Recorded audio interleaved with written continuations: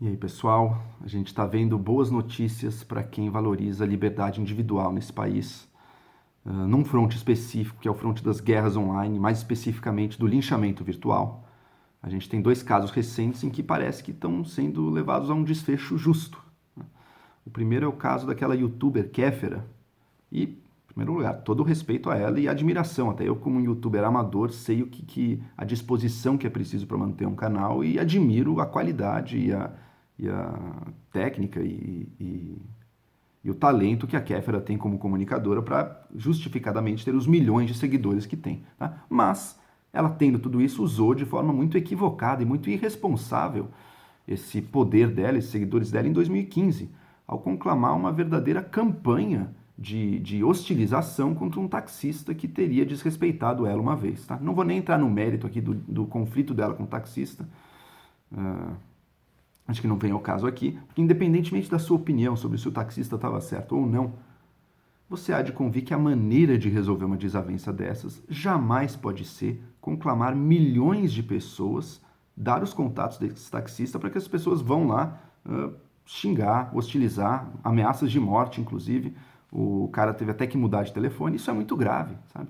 O linchamento virtual, ele não é tão grave quanto o linchamento físico. O linchamento físico tira a vida da pessoa, né? É algo que existe no Brasil também hoje em dia. A gente sabe que um pequeno criminoso pego nas ruas de qualquer grande cidade corre risco de vida nas mãos da população que coloca-se na posição de executor aí, tá? De uma violência física.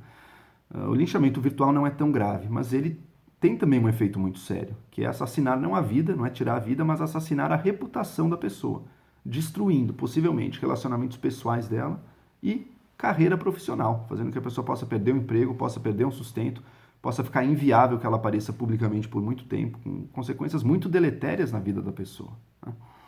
Então isso não é uma brincadeira. E um formador de opinião, como é um youtuber de sucesso, um influenciador de tantas pessoas, tem uma responsabilidade muito grande de não usar isso para destruir a vida de indivíduos privados, totalmente sem nenhuma condição de se defender daquilo, né? Quando a gente tem uma desavença irreconciliável para alguém, e se a gente acha que ela é importante, o último recurso é a justiça. E a justiça encarnada aí nos caminhos formais das instituições brasileiras, e não a justiça das massas. Tá? A justiça das massas é injusta. Ela não sabe averiguar se um delito é real ou não, em primeiro lugar. Em segundo, mesmo quando é real, dá punições sumárias, exemplares, muito além do que seria minimamente razoável, do que seria minimamente racional. Tá? Então a gente, o quanto possível, deve ser contra isso. Bom, a boa notícia é que a Kéfera foi condenada a pagar uma indenização ao tal do taxista. Sem dúvida nenhuma, para o bolso dela não será problema nenhum, mas ficou a lição aí. Espero que também tenha tido um aprendizado da parte dela de que você não usa um poder desses de uma forma tão irresponsável e tão mesquinha, né? E o segundo ponto foi também outra campanha de assassinato de reputações, nesse caso contra o Caetano Veloso, em que espalharam a mentira de que ele é pedófilo. Lembrando aqui, pedófilo é quem tem atração sexual ou comete atos sexuais contra indivíduos em pré-púberes, né? Indivíduos que não chegaram à puberdade, algo que jamais ocorreu em toda a vida do Caetano Veloso.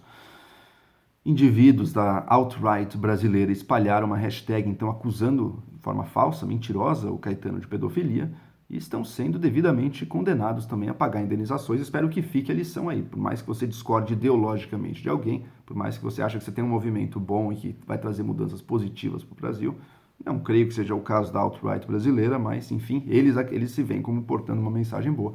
Mas isso não justifica esse expediente tão baixo, tão danoso, tão perigoso para a mínima ordem institucional do Brasil, né? Quem faz isso e está lidando com política demonstra seus reais valores políticos, né? E no caso não são nada bons, mas também foram condenados aí, estão sendo condenados ou a tirar as páginas do ar ou ir, em alguns casos, pagar indenização, sim, o que é muito positivo. Vai ficar também um aprendizado aí e espera-se que um amadurecimento, né?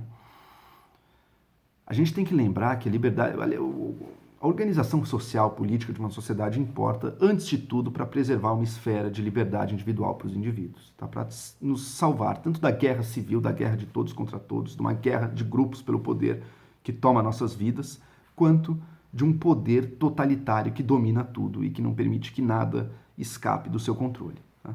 Criar uma esfera de liberdade individual, isso é um dos objetivos, pelo menos, mais importantes de uma ordem política. E a liberdade individual está em risco muitas vezes pelo Estado, Os liberais criticam muito o poder do Estado opressivo que mina essa liberdade individual muitas vezes, mas esse não é o único jeito de perdê-lo, né?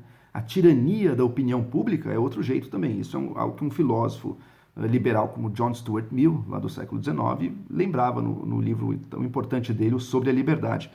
A tirania da opinião pública também é perigosa contra a liberdade individual. E na época dele, na Inglaterra dele, era uma opinião pública calvinista, puritana, repressora em muitos sentidos, e que fazia isso. Com pequenos delitos de algumas pessoas, podia execrar aquela pessoa, jogar aquela pessoa no opróbrio e puni-la dessa forma não estatal, mas igualmente séria também, né? E hoje em dia essa tirania da opinião pública com as redes sociais está voltando, né? E está voltando, o conteúdo da moral mudou muito, não é mais uma moral religiosa. Pode ser que tenha alguns ditames morais diferentes, embora, curiosamente, a repressão sexual está um pouco ligada a ela também. Mas o conteúdo dela é muito diferente em muitos aspectos, mas a forma de atuação dela é similar, se não idêntica, né? É isso, é o assassinato da reputação e jogar a pessoa num total exílio moral, social com relação aos outros, em qual ela se torna quase que um intocável, no qual ela pode perder o emprego, no qual ela pode ter sérios problemas nos relacionamentos dela, e isso é intolerável. Eu espero que a gente consiga, enquanto sociedade, primeiro enquanto indivíduos, mas também enquanto cultura, criar mecanismos contra isso que escapem à lei. É muito ruim quando todos os conflitos de uma sociedade têm que ser resolvidos pelas mãos do Estado, pela justiça, pelo tribunal, tá? O tribunal é o último recurso. Espero que a gente saiba criar mecanismos sociais e culturais que permitam resolver isso e desarmar essas tentativas de linchamento antes de chegarem a essas vias realmente que é do conflito grave e inconciliável, tá? O primeiro passo, sem dúvida, é um cultivo, como o próprio John Stuart Mill fazia, um cultivo da sua autonomia individual, na sua capacidade de estar acima dos julgamentos das paixões momentâneas das massas, por mais que muitas vezes elas possam parecer corretas ou até morais.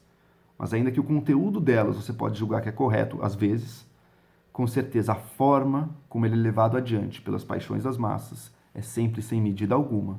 E se hoje pode estar a seu favor, certamente amanhã estará contra você. E o saldo final disso é que todos saem perdendo.